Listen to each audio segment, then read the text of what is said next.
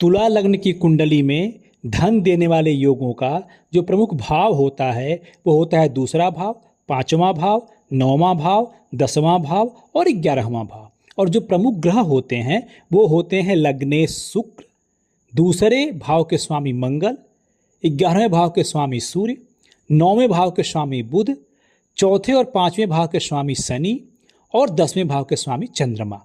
अब योग बनता कैसे है और कितने योग होते हैं?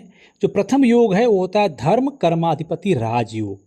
जब 9वें भाव का स्वामी बुध का 10वें भाव के स्वामी चंद्रमा के साथ कोई युति, दृष्टि या परस्पर परिवर्तन संबंध बनता है तो करियर से बड़ा लाभ, धन, पद व ब्रांड वैल्यू का योग बनता है।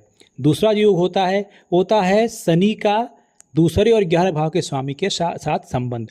अगर शनि जो चौथे और 5वें भाव के स्वामी होते हैं का मंगल दूसरे भाव के स्वामी और सूर्य जो 11वें भाव के स्वामी होते हैं से कोई मेल होता है तो स्थिर व दीर्घकालिक आय की प्राप्ति होती है। तीसरा योग 9 और 11 धन भाग योग कहते हैं इसको। जब बुध जो 9वें भाव के स्वामी होते हैं का सूर्य 11वें भाव के स्वामी के साथ कोई संबंध बनता है, उनकी युति होती है तो नेटवर्क, ब्रांड से लाभ आपको प्राप्त होता है। 2 और 11 का परस्पर विनिमय, अर्थात अगर मंगल जो 11वें भाव में चले जाएं और सूर्य दूसरे भाव में चले जाएं तो धन लाभ परिवर्तन से तेज नकदी प्रवाह होता है।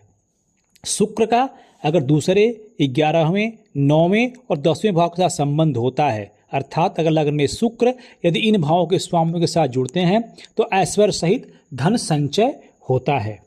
अब जो सबसे लास्ट होता है वो होता है शुक्र का शनि के साथ संबंध।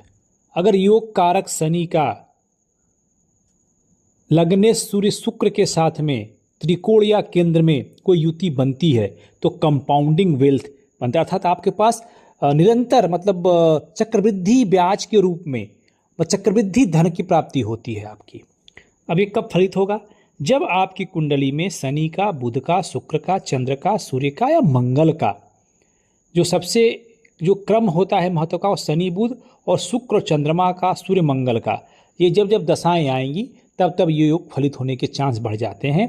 या अगर गोचर में गुरु दूसरे, 5वें, 9वें या 11वें भाव में चले जाएं, या शनि 11वें भाव में हो, या शनि का दूसरे 11वें भाव पे शुभ दृष्टि पड़ रही हो, या 11वें भाव पे शुभ गोचर हो रहा है तो आपका इनकम पीक पे होगा।